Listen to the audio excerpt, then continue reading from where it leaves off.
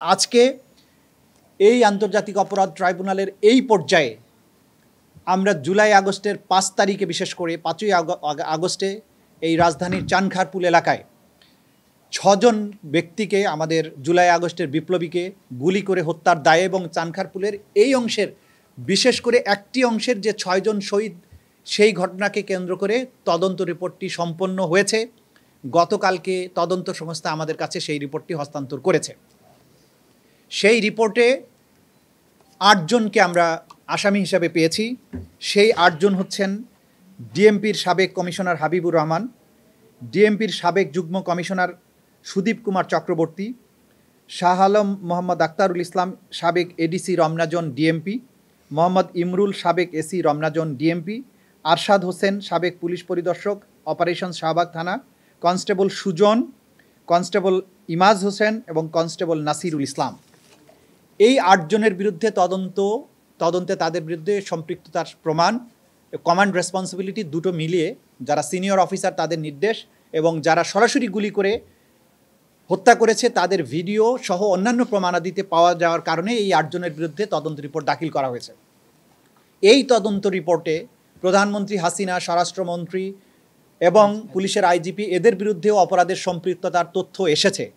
কিন্তু যেহেতু তাদের বিরুদ্ধে আলাদাভাবে তদন্ত চলমান আছে এবং সম্মিলিতভাবে তাদের বিরুদ্ধে একটাই চার্জশিট দেওয়া হবে, সেই কারণে এই চার্জশিটে তাদেরকে বিচারের জন্য উপস্থিত করানো হয়নি। তাদের জন্য আলাদাভাবে তদন্ত রিপোর্ট আসবে এবং তাদের বিরুদ্ধে সেইভাবে ফর্মাল চার্জ দাখিল করা হবে। তবে এই মামলার মধ্যেও তাদের সম্পৃক্ততার তথ্য এবং প্রমাণাদি উঠে এসেছে।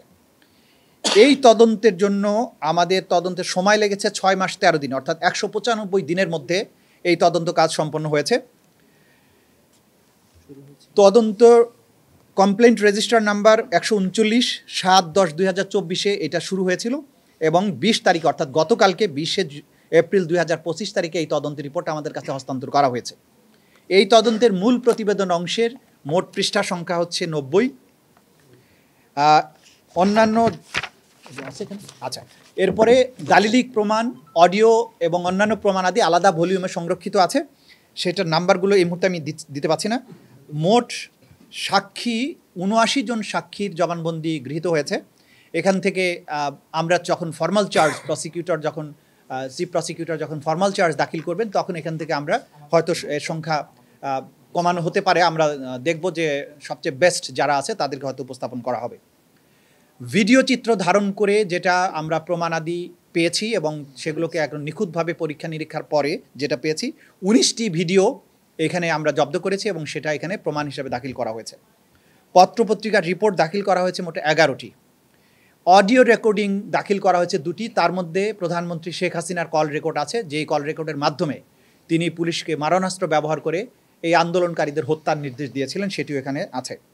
এর বাইরে ডিএমপির কমিশনার হাবিবুর রহমান প্রধানমন্ত্রীর মারণাস্ত্র ব্যবহার করে আন্দোলনকারীদের যে হত্যা করার নির্দেশ, সেইটার আলোকে তিনি ওয়্যারলেস মেসেজে সমস্ত পুলিশ বাহিনীকে নির্দেশ দিয়েছিলেন সিআর, অর্থাৎ চায়না রাইফেলের মাধ্যমে জুলাই বিপ্লবীদের হত্যা করার জন্য। সেই অডিও রেকর্ডটিও এক্সামিন করে সেখানে প্রমাণ আকারে দাখিল করা হয়েছে। বিভিন্ন বই এবং রিপোর্ট দাখিল করা হয়েছে ১১টি। এর মধ্যে জাতিসংঘ যে বাংলাদেশে জুলাই আগস্টে সংগঠিত মানবতা বিরোধী অপরাধের উপরে যে তদন্ত রিপোর্ট করেছিলেন সেই রিপোর্টটিও আছে। হিউম্যান রাইটস ওয়াচ যেটা করেছিলেন সেটাও আছে। এর বাইরে বিভিন্ন সংস্থার রিপোর্টগুলো এখানে আছে। বিভিন্ন ডেথ সার্টিফিকেট, ৬টা ডেথ সার্টিফিকেট এখানে দাখিল করা হয়েছে। আরও অন্যান্য বস্তু যে সমস্ত মামলার সাক্ষ্য প্রমাণের জন্য প্রয়োজন সেগুলো তারা জব্দ করেছেন। মোটা দাগে আমাদের আজকে জাতির কাছে মেসেজ হচ্ছে, আমাদের আন্তর্জাতিক অপরাধ ট্রাইব্যুনালের পুনর্গঠিত পর্যায়ের তদন্ত সংস্থা প্রথম মামলা হিসাবে চানখারপুলের এই ৬ জন বিপ্লবীর হত্যাকাণ্ডকে কেন্দ্র করে যে তদন্ত সেটি সম্পন্ন করেছেন। তারা চার্জশিট অর্থাৎ তদন্ত রিপোর্ট ২০ এপ্রিল দাখিল করেছেন। আজকে আপনাদের মাধ্যমে আমরা জাতিকে জানালাম। এটার পরবর্তী প্রক্রিয়া হচ্ছে এই চার্জশিটের ভিত্তিতে, প্রাপ্ত সাক্ষ্য প্রমাণের ভিত্তিতে, এটা চিফ প্রসিকিউটর বরাবরে তারা দাখিল করেছেন। এটার ভিত্তিতে এখন চিফ প্রসিকিউটরের অফিস ফর্মাল চার্জ অর্থাৎ আনুষ্ঠানিক অভিযোগ তৈরি করে আদালতে দাখিল করবেন। আমাদের পরবর্তী কয়েকদিন সময় লাগবে।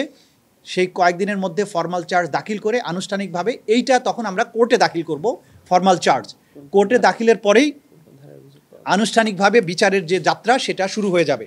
তাদের বিরুদ্ধে যে সমস্ত ধারায় অপরাধের প্রমাণ পাওয়া গেছে সেগুলো হচ্ছে ইন্টারন্যাশনাল ক্রাইমস ট্রাইব্যুনাল অ্যাক্টের অ্যাক্ট 1973-এর 3-2, 3-2 এ, এফ, জি, এইচ এবং 4-1, 4-2 এবং 4-3 ধারায় মানবতা বিরোধী অপরাধ সংগঠন করার অভিযোগ প্রমাণিত হয়েছে তদন্তে, সে কারণে তারা চার্জশিট দাখিল করেছেন। ইনশাল্লাহ আমরা এই রিপোর্ট পেয়েছি গতকালকে আনুষ্ঠানিকভাবে তদন্ত সংস্থায় এটা আমার কাছে হস্তান্তর করা হয়েছিল। আজকে তারা এখানে নিয়ে এসেছেন। আজকের থেকেই ফর্মাল চার্জ তৈরির প্রক্রিয়াটা শুরু হবে। অল্প কয়েকদিনের মধ্যেই ফর্মাল চার্জ তৈরি হয়ে যাওয়ার পরপরই আদালতে এটা আমরা দাখিল করব এবং আইনের যে প্রক্রিয়াগুলো আছে সেই অনুযায়ী আনুষ্ঠানিক বিচারের যাত্রা শুরু হবে।